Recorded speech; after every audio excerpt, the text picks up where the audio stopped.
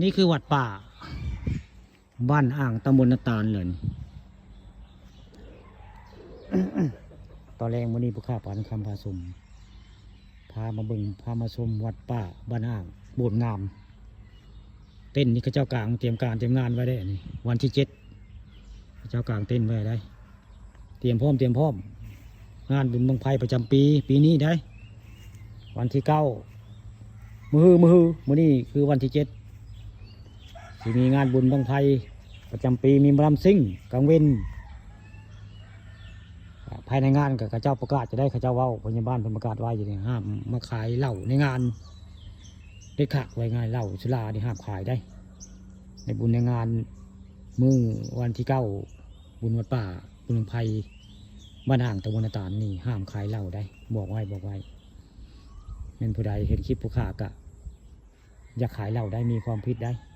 ที่ขายนอกง่ายกับพิษไว้ง่ายข้าเจ้าบ่อยขายในงานเมื่อนั้นจะมีหมอลำซิ่งกังเว้นบุญบังไฟประจำปีเพิ่นวัดป่านี่ผู้ว่าผู้จากะผู้ข่ากะแทบบ้านอ่างนี่แหละว่าจาในวัดว่าลามบอกเก่าเนาะมันไฟสีมางานบุญกะวันที่9มื่อนาอาจจะมีพ่อนเฮลำกับบุรุษได้สงสัยอยู่จะจะมีการพ่นจะได้พ่น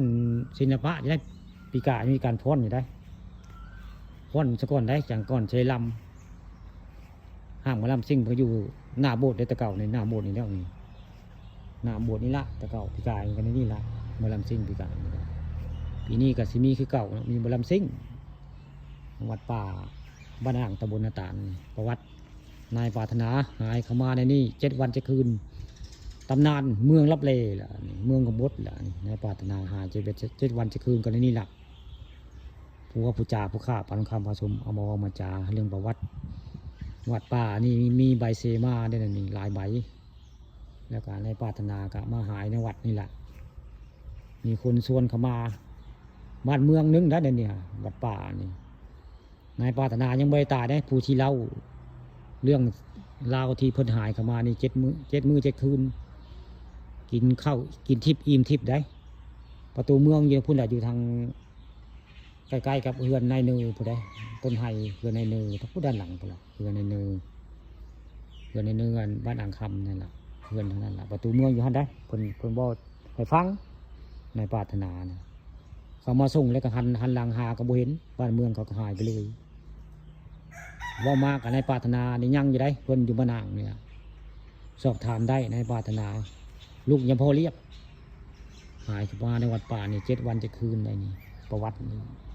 วัดป่านี่โมเมนต์ธรรมดาได้นี่แหละเมืองบางบดเมืองลับเลแหละวัดป่าไปอยากรู้จักเรื่องราวเรื่องนายปรารถนาหายเข้ามานี่ก็ไปถามเบิ่งเพิ่นอยู่บ้านอ่างนายปรารถนาลูกยังพอเรียบสอบถามได้ว่าผู้ข้าว่าผมเป็นความจริงก็ถามเพิ่นได้เพิ่นว่าเพิ่นให้ไปถามเพิ่นเลยนายปรารถนายังไม่ได้ตายอยู่ยังมีชีวิตอยู่ได้ในป่าตอนค่ำวันนี้ผู้ข้าปานค่ำผสมมาจาเรื่องงานบุญบังไฟประจำปีบ้านอ่างวันที่9มีหมอลำซิ่งกลางเวน